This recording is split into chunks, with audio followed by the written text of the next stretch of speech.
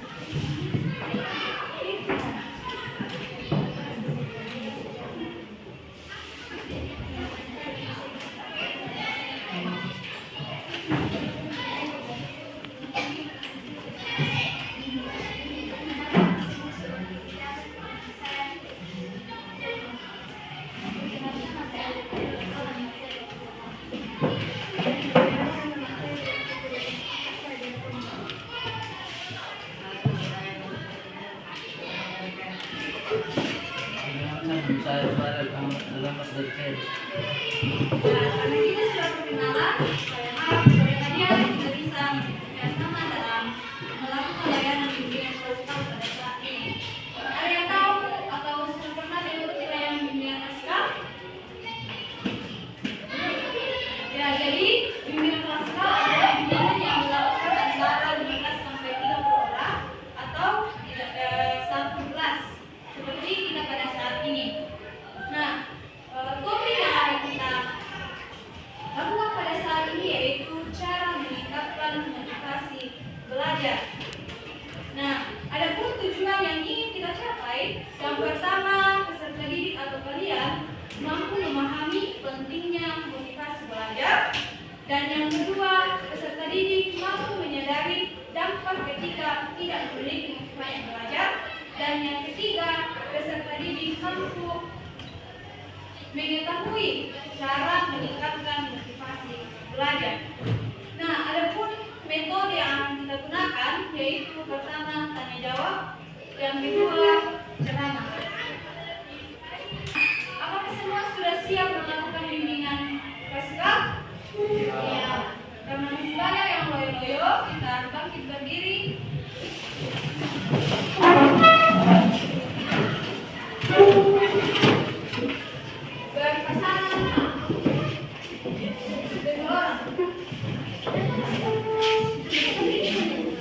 Ada yang tidak punya pesanan? Cari pasangannya. Itu bisa.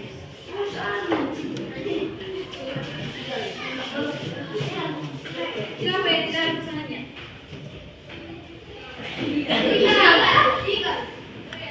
Coba lagi, tidak ada. Oke, gantikan saja. Oke, tangan pulpennya satu.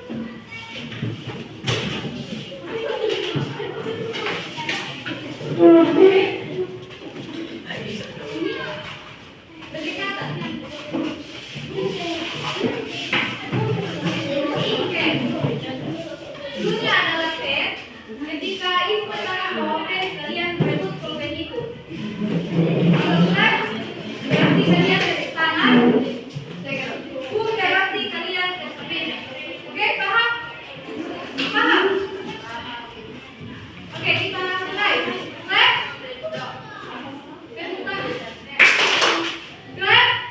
Clap. Boop. Pen.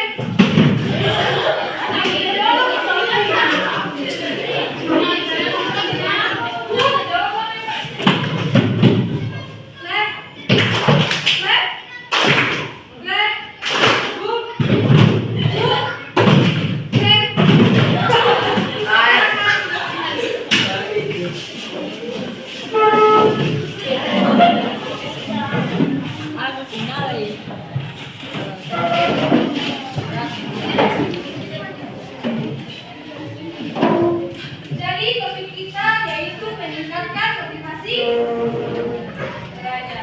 Ada yang mengalami motivasi belajar? Tidak. Jadi motivasi belajar adalah dorongan dari dalam diri siswa atau dari kalian untuk mencapai tujuan dalam belajar. Ketika kalian semangat dalam belajar, kalian akan mendapatkan motivasi belajar kalian itu akan meningkat. Tapi ketika kalian malas dalam belajar, berarti motivasi kalian itu rendah. Sini Bapak memperlihatkan sebuah video. Silakan disimak baik-baik.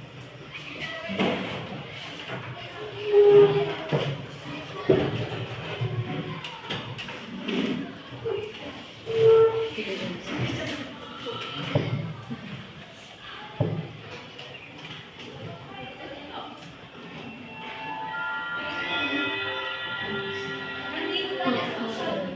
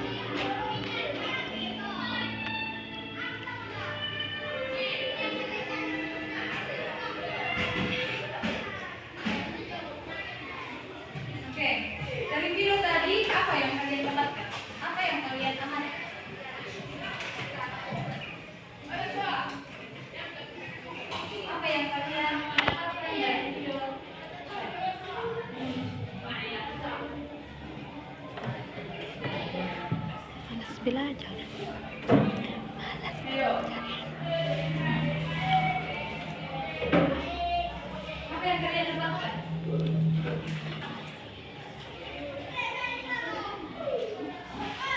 Ayo. Tidak ada yang tahu.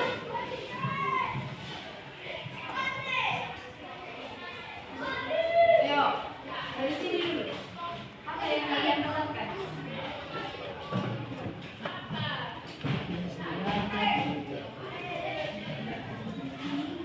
Apa yang kalian lihat dari belajar?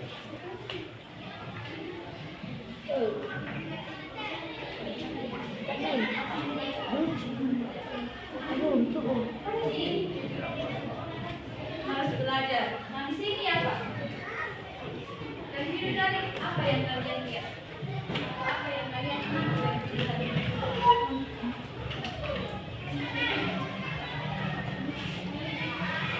Sini.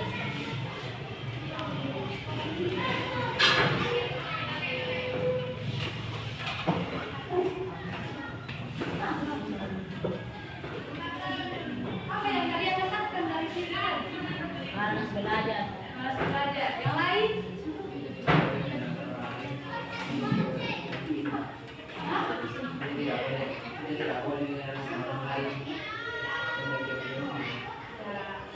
Ada yang lain? Tidak ada. Oke. Nah, di sini menurut kalian mana yang semangat dalam belajar dan mana yang malas dalam belajar? Menurut kalian berapa?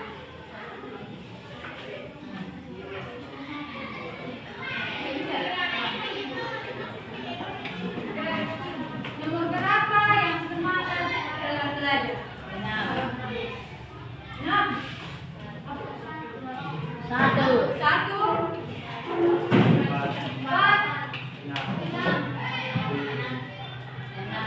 6, 7.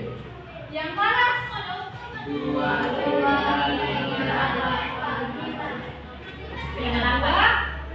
3, 5, dan 6. Nah, contoh perilaku yang menunjukkan kualitas belajar yang tinggi dan rendah.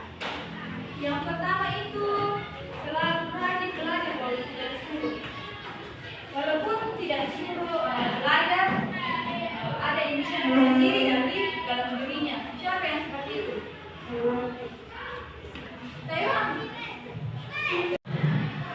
Kemudian tidak ada ulangan. Selalu rajin belajar walau tidak disuruh. Tidak ada ulangan ujian dan PR. Yang kedua, punya target nilai yang tinggi. Ketika kalian mempunyai atau ingin target nilai yang tinggi misalnya 90, berarti apa yang akan kalian lakukan? Nah, ingin selalu menjadi juara. Kalau kalian ingin jadi juara 1-3 di dalam kelas, kalian harus belajar dengan sungguh-sungguh. Karenanya ketika kalian melakukan ujian antar semester, tetapi setiap hari kalian harus belajar. Kemudian bersaing secara sehat, dan yang keenam tidak pernah menyerah. Artinya bahwa ketika Bapak Ibu guru memberikan soal, misalnya ada dari 5 pertanyaan itu ada 1 soal yang sulit, kalian boleh bertanya kepada teman kalian atau kepada guru kalian, bahwa Bu, saya tidak paham ada nomor 4 atau 5. Seperti itu ya. Kemudian yang ke contoh perilaku yang menunjukkan kualitas belajar yang rendah. Yang pertama itu malas membaca buku, 2 malas mengerjakan tugas APR. Kalau ada ujian cuma ingin menyontek, dan kalau ada soal-soal sulit mudah menyerah. Ya, malas. Siapa yang sering malas di sini guys? Ada?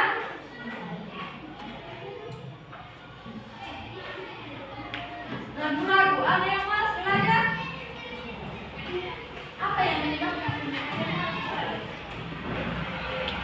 Hah? Handphone? Kalau sudah kecanduan main handphone, kalian malas. Gitu? Ada yang seperti itu?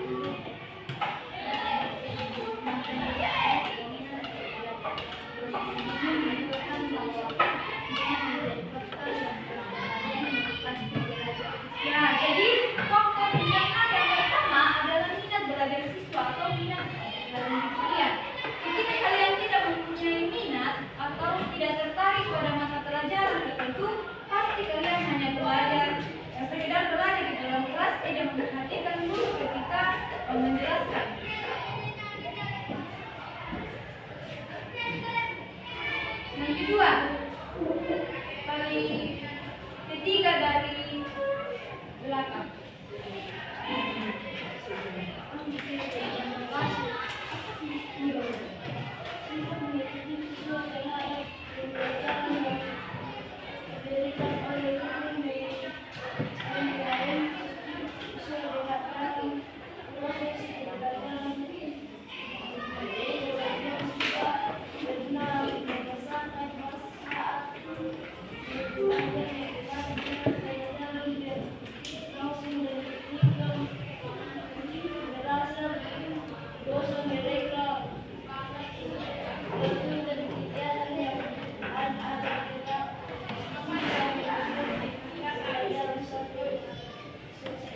Ya, jadi faktor internal yang kedua adalah sikap siswa terhadap pelajaran. Jadi, ketika siswa yang kurang memiliki motivasi belajar, dia akan taat di dalam kelas. Ada yang tidur, ada yang lain dikerjakan di tempatnya, ada yang sementara guru menjelaskan di depan, ada yang sementara menulis. Nah, itu adalah salah satu sikap siswa yang kurang yang dapat mempengaruhi motivasi belajar kita. Dan yang ketiga,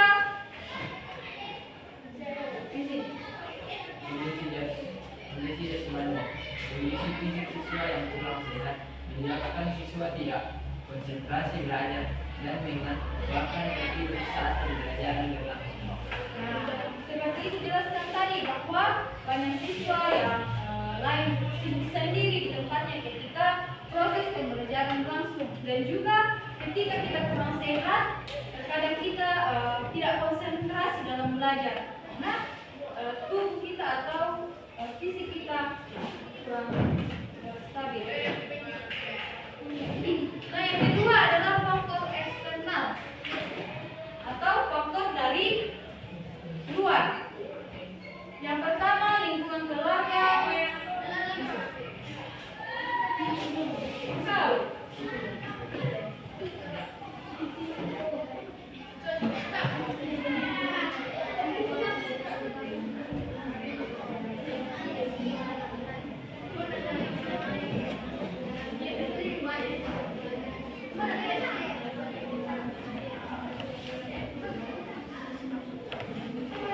Ya, jadi faktor eksternal yang pertama adalah lingkungan keluarga. Perhatian dan bimbingan dari orang tua itu sangat perlu dalam keberhasilan siswa dalam belajar. Nah, ketika kalian ditemani oleh orang tua kalian, kakak kalian, membimbing kalian ketika kalian belajar, itu akan mempermudah kalian untuk meningkatkan cara motivasi. Dan ketika mungkin kalian berpikir bahwa ketika orang tua kalian tidak memberikan perhatian kepada kalian ketika kalian belajar, pasti kalian merasa bahwa ternyata saya tidak diperhatikan oleh orang tua saya. Jadi perlu lingkungan keluarga untuk membimbing kalian, menemani kalian ketika proses pembelajaran. Lingkungan sosial.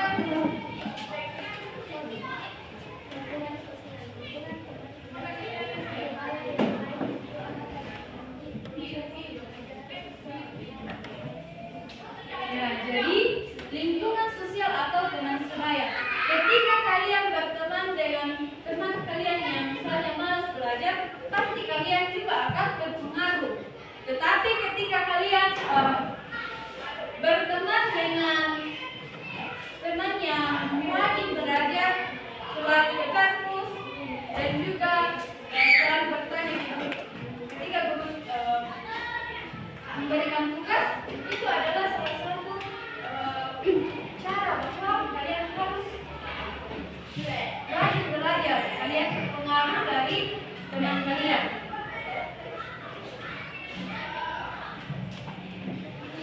Nah, bagaimana cara meningkatkan motivasi belajar?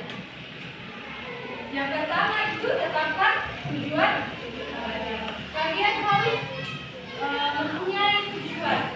Oh, ternyata saya punya tujuan bahwa saya harus mendapatkan nilai ranking juara di dalam kelas. Jadi apa yang harus kalian lakukan? Itu belajar. Kalian harus mencapai kalian bahwa saya harus belajar dengan sungguh-sungguh. Kemudian yang kedua, buat jadwal belajar. Ada yang punya jadwal belajar di rumah? Ada. Jadi buat jadwal belajar. Kan di sekolah juga ada jadwal belajar dari jam 7.20 sampai jam 12.45 ya. Jam berapa?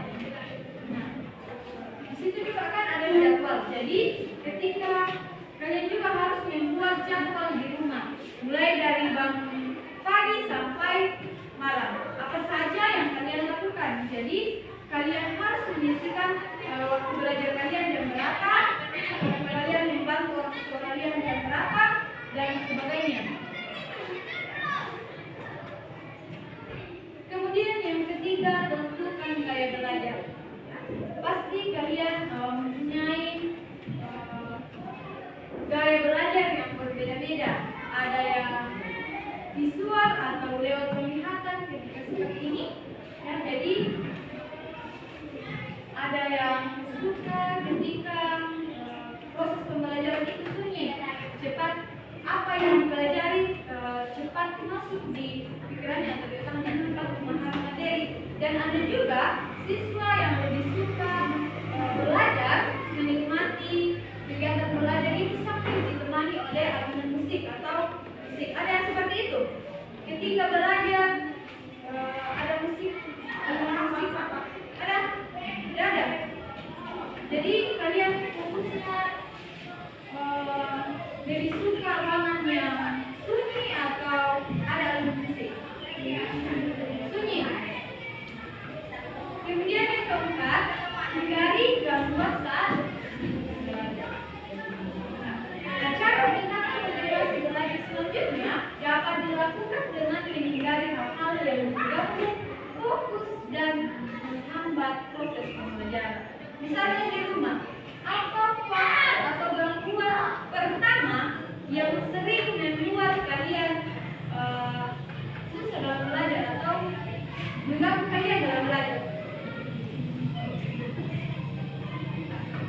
Tentu HP ya. Pasti HP pertama kali yang mengganggu konsentrasi kalian saat belajar.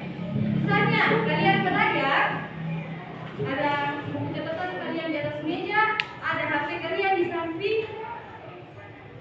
Ketika misalnya kalian aktifkan data kalian, ketika ada sementara belajar, masuk chat di WA atau Messenger, pasti kalian langsung terarah kepada handphone kalian. Seperti itu, ada yang seperti itu?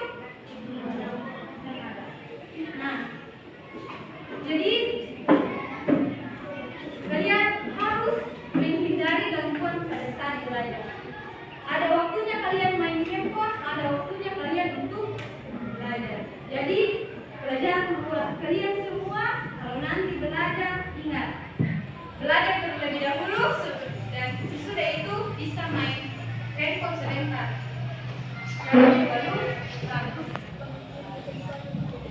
Kemudian yang kelima, ciptakan suasana belajar yang nyaman. Setiap orang memiliki cara berbeda untuk membuat suasana belajar yang nyaman. Namun, umumnya hal ini dilakukan dengan cara menyiapkan benda-benda yang mendukung kelancaran proses belajar. Misalnya, Anda dapat menyiapkan alat tulis dan buku terlebih dahulu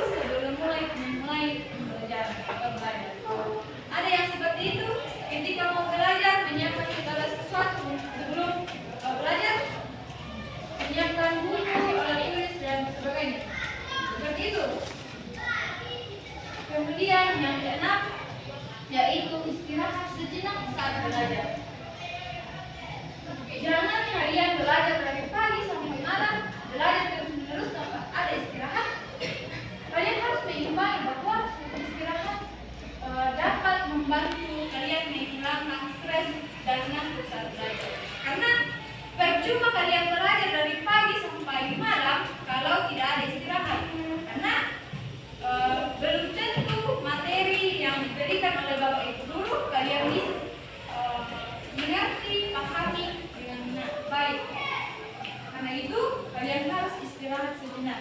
Lakukan aktivitas yang lain.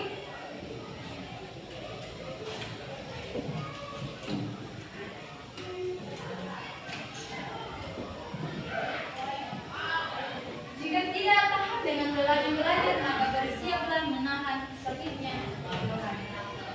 Materi kita pada saat ini, ada yang bisa atau ada apa yang kalian dapatkan dari materi kita pada saat ini?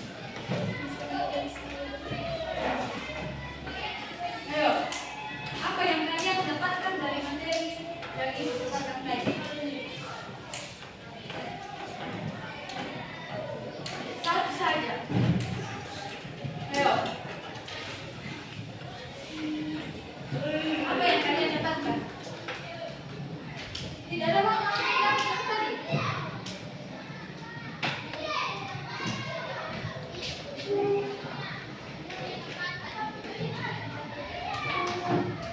Ayo.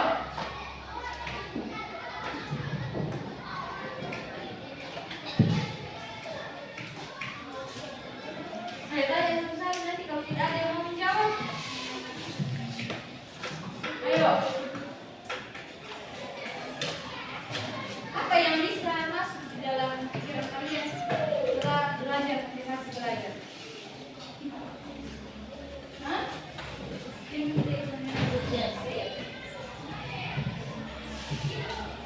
Jangan malas belajar. Yang lain?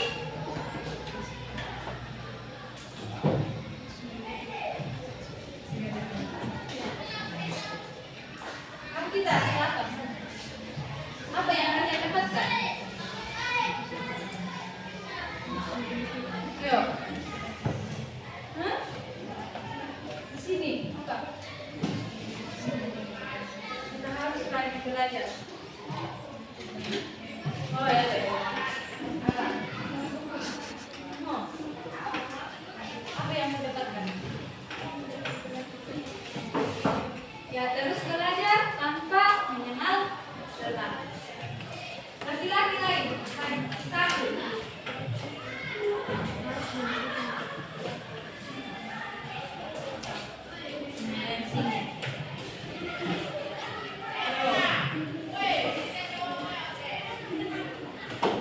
Apa yang dibebaskan dari materi? Jangan malas belajar.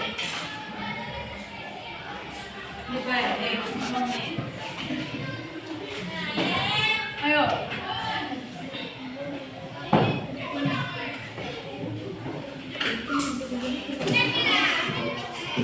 Jangan malas belajar. Apa yang akan kalian lakukan di depan setelah mempelajari materi tadi? Apa yang akan kalian lakukan? Malas? Rajin belajar. Itu akan evaluasi. Nah, dari materi kita tadi penting atau tidak penting? Apakah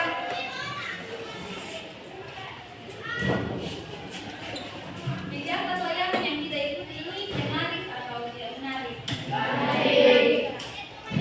Cara ibu menyampaikan materi mudah dipahami atau tidak dipahami? Kalau mudah, kenapa tadi bertanya? Sedikit yang menjawab.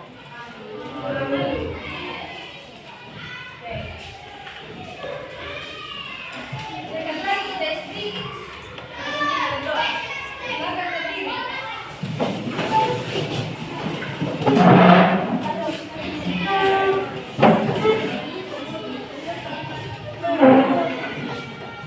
Kalau punya kopi saya bukan? Kita hilangkan kata bukan. Siapa yang salah nanti dia yang berdoa. Oke, ketiga. Kopi saya.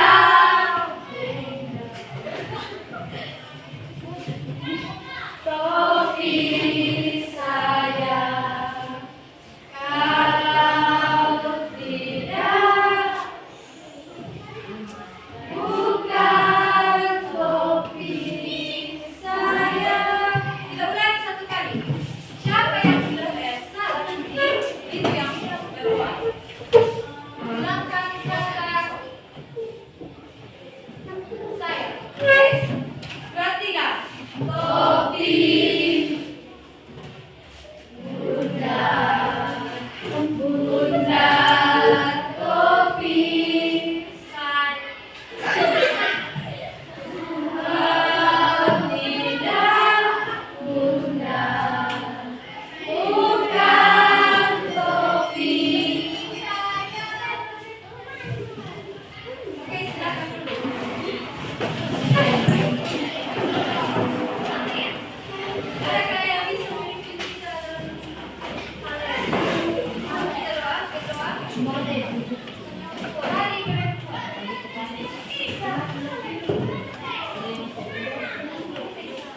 Kalau begitu, demikianlah materi layanan kita pada saat ini.